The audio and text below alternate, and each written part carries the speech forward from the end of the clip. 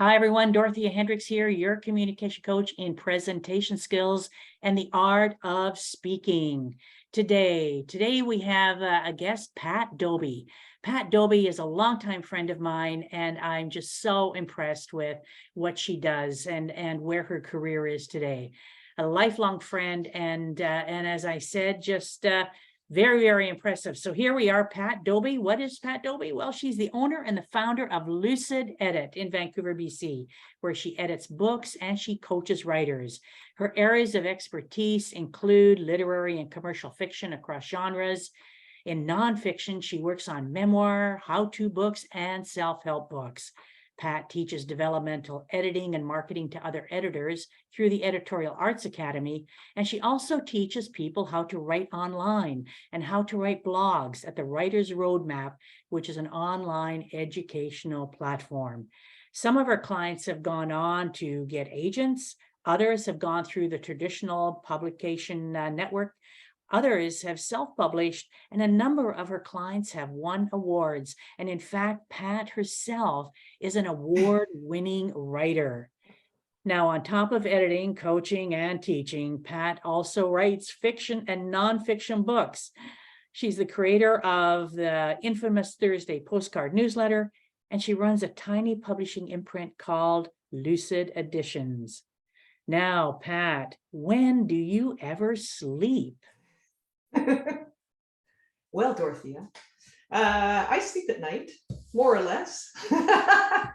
It sounds busier than it feels. I must say, it feels busy, but it doesn't feel like that. So, yeah, I do okay with the sleep front.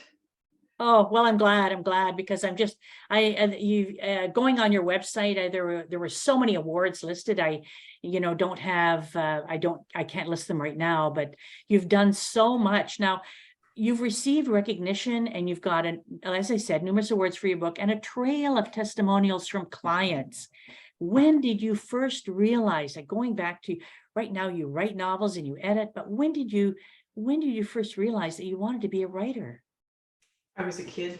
I remember really enjoying my diary and thinking how funny I was when I reread it, and how good it was. I was explaining stuff, and I drew little diagrams in it, and I just really enjoyed the feeling of sort of describing my world to myself. So that I didn't know that writing was a job. I had a library card, and I went to the library and read books, but I didn't understand how writing worked. So. Oh, is that interesting? So you had this writing, it was a joy for you. Yeah. So you never really saw yourself at making a living at writing? When did that happen? Where you went one day, oh, I can make some money at this. I can make a living. Well, I just want to let you know that I think the average income for writers who write full time is $6,000 a year. So nobody really makes a living at writing. Most of them, unless they're, like Stephen King, but most writers will also teach or edit. So there are definitely people making a living at writing, and many of them are self-published and people I work with. But to really make a living, you have to do it all the time. And I do other stuff as well. So just wanted to correct that, for the audience. So sorry, what was the question? Well, the question was, when did I decide? Yeah. I just got it. Well, the impetus was that I entered a contest when I was 25. It was to write a novel in a long weekend. And to my shock, I won. And so that began it, where I thought, well, I didn't think that I could make a living off writing. It never occurred to me because I was already working, but it was more that I had this really interesting pursuit that I wanted to learn more about. And so I decided that this would be my hobby.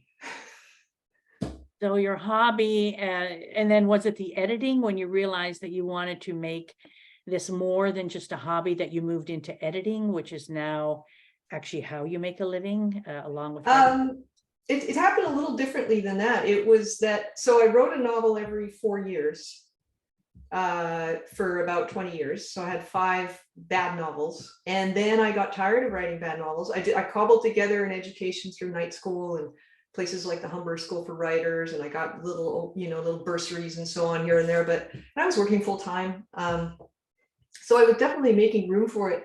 But then I got tired making the same mistakes over and over again and not really understanding what was wrong, because it's very hard to get perspective on your own work, especially with fiction.